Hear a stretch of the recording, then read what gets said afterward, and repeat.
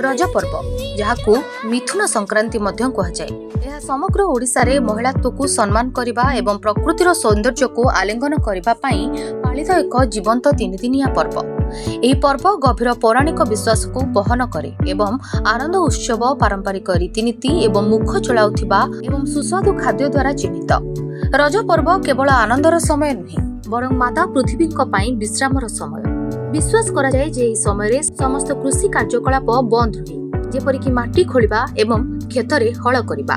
पृथ्वी को विरति देई एहा आहुरी उर्वर हुए आगामी मौसुमी ऋतु पाई निजको प्रस्तुत करे। एही पर्व 3 दिन धरी पालन करा जाए। प्रत्येक दिन एहार अनन्य सार बहन करे। प्रथम दिन पहली रज भाव जनाशुना ज्येष्ठ ग्रीष्मर शेष को चिन्हित करे एवं खोला हस्तरे पर्व को स्वागत करे। द्वितीय दिन रज संक्रांति आषाढ़ आगमन को सूचित करे।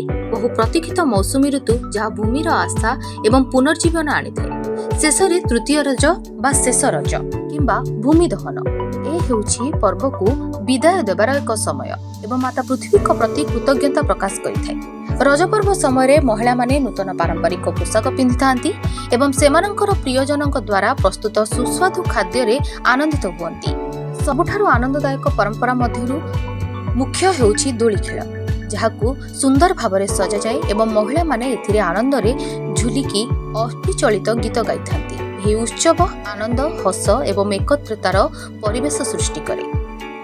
Report ATV Odisha live.